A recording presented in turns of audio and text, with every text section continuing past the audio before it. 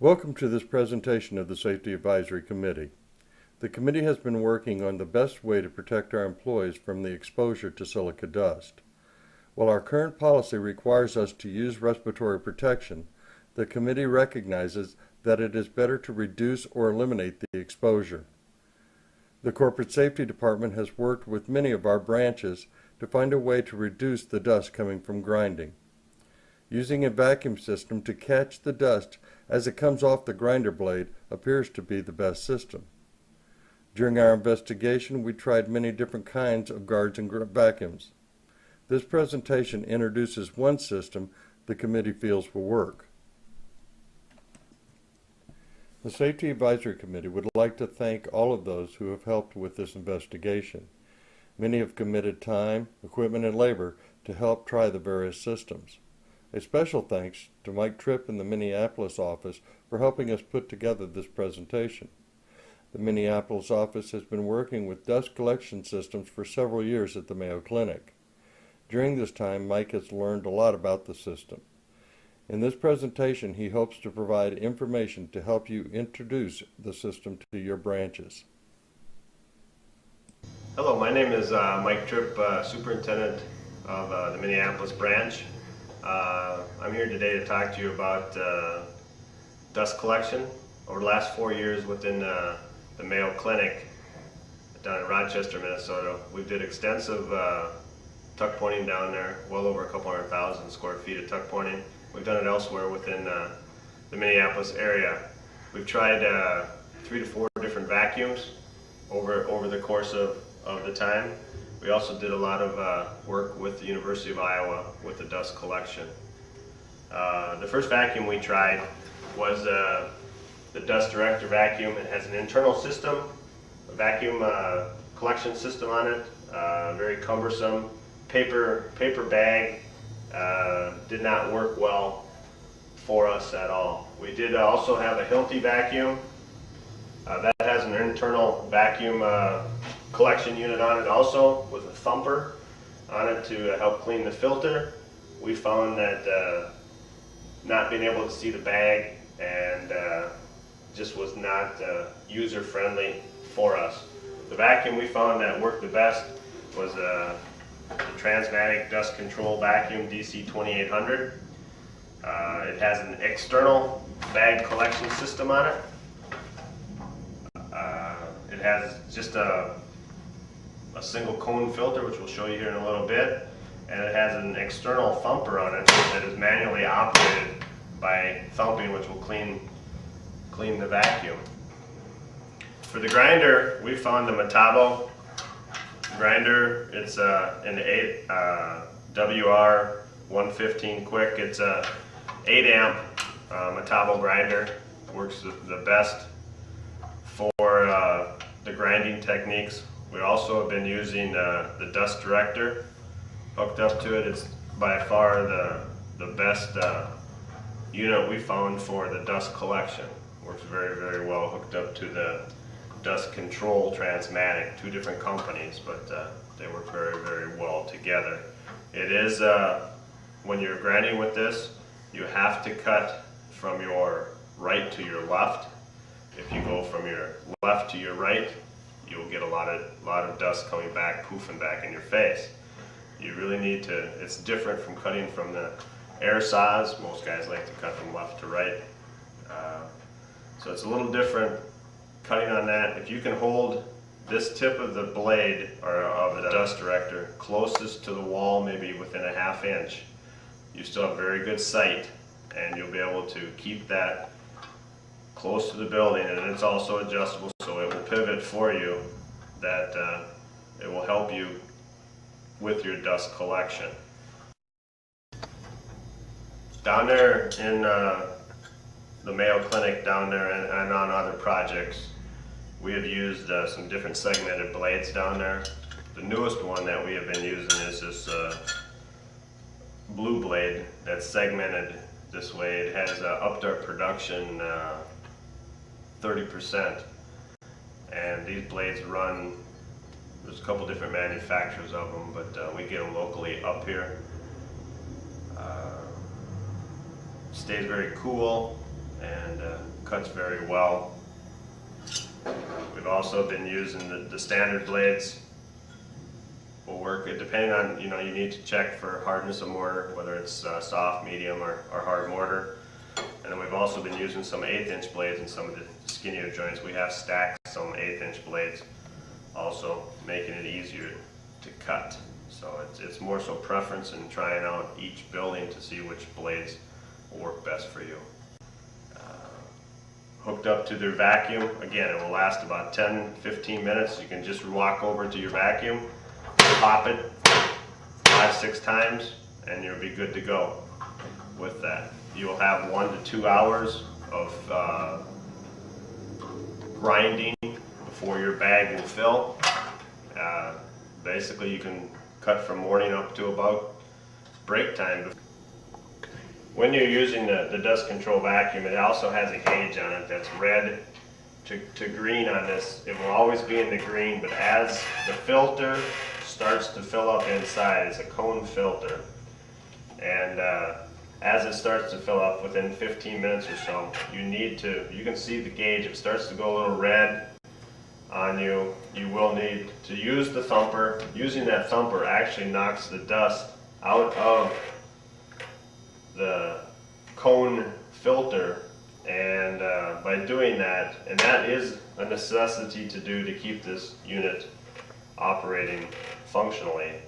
You do 3, 4, 5, 6 times every 10-15 minutes. It's just a quick pump like that is all it needs. Once you shut the unit off, the flapper at the bottom of the vacuum, it's just to take the bag off.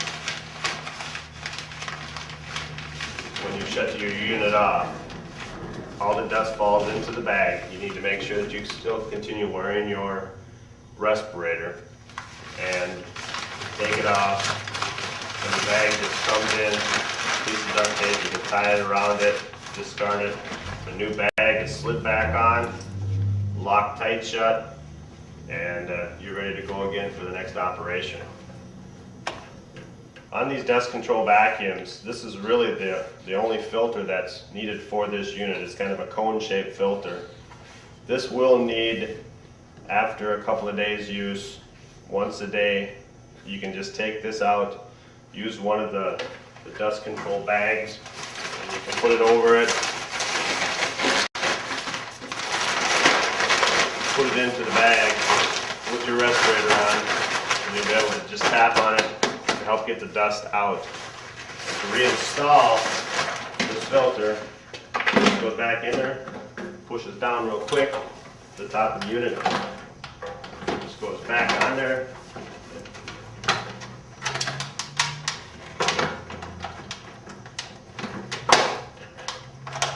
That's all there is to putting the vacuum back together. This is the flapper that once the unit is turned on, sucks up to the bottom. All your dust is collected down inside this. To install the bag, it simply just goes on the unit.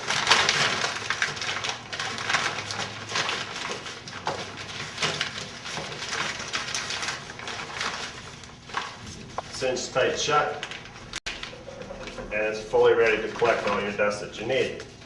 To do that, these bags cost about $1.25 a piece, and you'll use probably 4 a day per unit on your dust collection. They will hold about 30 pounds of dust on your unit. By then the bag is getting pretty full, and those are just once they're taped shut, they can be put in any dumpster and put in any landfill. On your vacuum hoses, we've had hoses from both the Hilti, the dust control, and the dust directors. But the hoses that come with the dust director, or the 2-inch model, they actually have a better sucking rate than the 1.5 inch on some of the other units. Very user-friendly. The main thing is when you're using the vacuum hoses is to make sure that it's a straight line, not a bunch of kinks in your hoses, so that the dust doesn't settle in the bottom of your hoses. We've had problems with that in the past, and making sure that you've got a straight path to the vacuum. Putting two hoses on so that you can reach longer does not work. You need to stay with just the standard hose that comes with the vacuum. Putting too long of a hose on it just cannot suck. We would need a vacuum the size of a semi truck to be able to do that.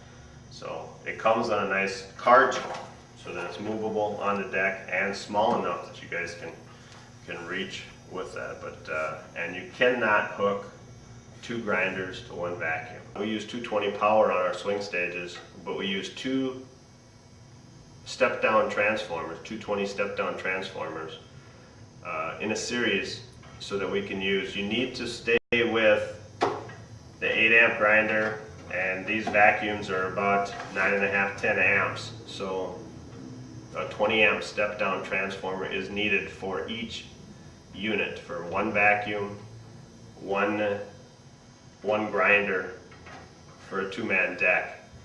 Oh, the motor parts for this unit, very easy to change. We've had 14 units in existence. We've only had one motor go down. Very easy to change out on this. Is a very reliable unit.